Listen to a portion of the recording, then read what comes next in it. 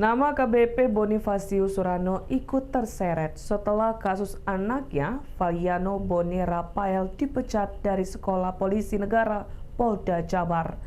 Tak hanya itu, kini rekam jejak karir AKBP Bonifasius Surano juga jadi sorotan.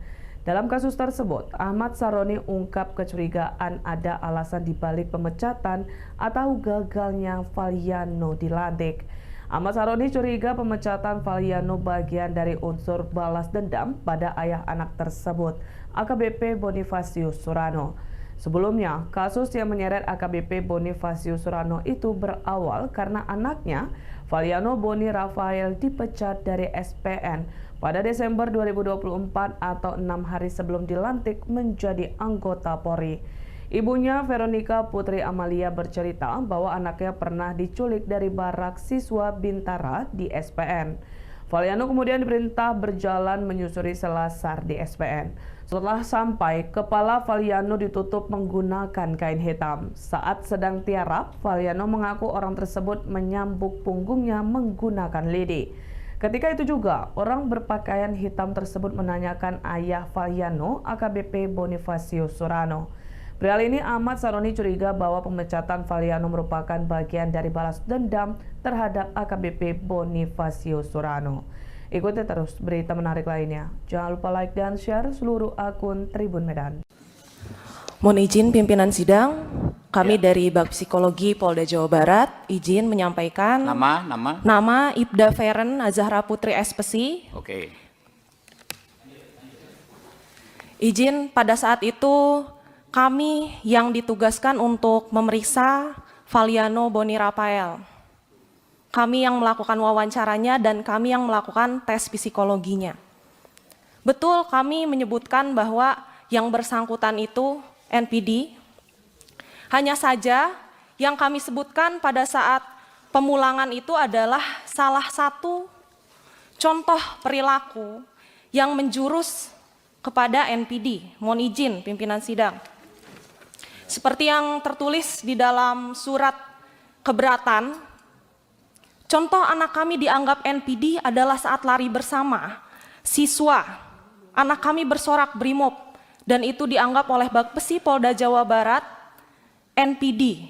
Dan saat anak kami ingin menonjol dengan prestasinya. Ibu Feren. Siap. Berarti ini asumsi ya? Siap. Mohon izin. Untuk di laporan kami bisa pertanggungjawabkan pimpinan sidang. Iya, berarti ini asumsi, bukan hasil dari yang tadi disampaikan Kabidokes kan? Ini baru asumsi dari apa yang Ibu Feren berikan laporan kan ceritanya? Izin, ini bukan asumsi, ini hasil analisa kami pimpinan sidang. Itulah, itu yang dinamain asumsi. Itulah, tapi bahasa kerennya analisa lah. Tapi yang dianalisa oleh Bu Feren adalah hanya sebatas analisa. Tapi Kabidokes tadi udah menyampaikan hasilnya bahwa A, B, C, D kan gitu. Berarti hasil analisa yang Ibu Faren itu dipatahkan oleh Kabidokes. Ya. Kan ceritanya gitu kan ya? Lanjut Bu. Izin pimpinan sidang, kami tidak menyatakan yang bersangkutan psikopat dan juga halusinasi. Tadi Ibu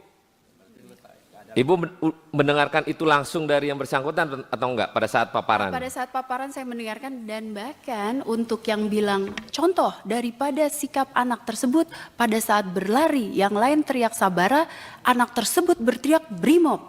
Itu mohon maaf disampaikan sendiri dengan Ibu. Betul, kami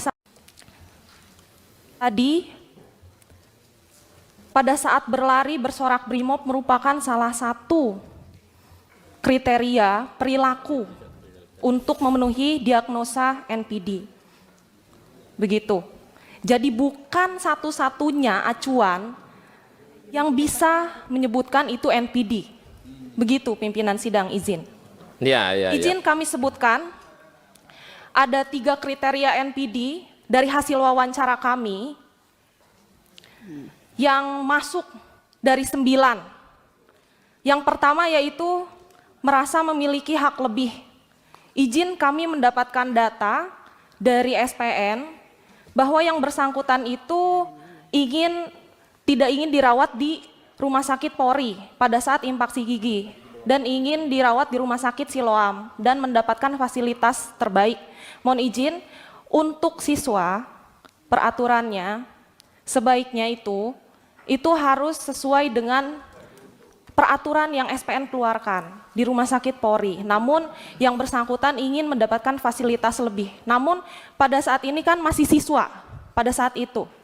Lalu yang kedua, melakukan eksploitasi interpersonal atau memanfaatkan orang lain. Kami mendapatkan juga informasi bahwa yang bersangkutan itu pernah menyuruh siswa lain untuk memukulnya di area punggung menggunakan sapu lidi dengan maksud seolah-olah dipukuli oleh pengasuh. Karena sudah dilakukan juga pemeriksaan, ternyata tidak terbukti adanya pemukulan dan penculikan tersebut. Propam kami sudah melaksanakan pemeriksaan tersebut, pimpinan sidang izin. Lalu selanjutnya yang ketiga, memiliki perilaku atau sikap yang arogan dan angkuh. Yang bersangkutan sendiri pada saat diwawancara, saya tanya, bagaimana sih? Bu Baren, stop. Karena ini udah meluapkan kebencian, ini nggak baik, ini nggak boleh. Ini nggak bisa. Ini bukan faktual dari cerita apa yang terjadi. Ini hanya kebencian, nggak boleh ini. Masa menuduh si ini nggak benar, si ini nggak benar, si itu nggak benar. Pertanyaan saya akan tanya ibu apakah benar? Belum tentu loh. Jangan melakukan laporan ini atas kebencian, analisa ini, analisa itu. Ibu melaporkan ini sama aja melaporkan ini anak nggak benar berarti, totalitas. Hanya kebencian yang ibu laporkan itu. Download Tribun X sekarang, menghadirkan lokal menjadi Indonesia.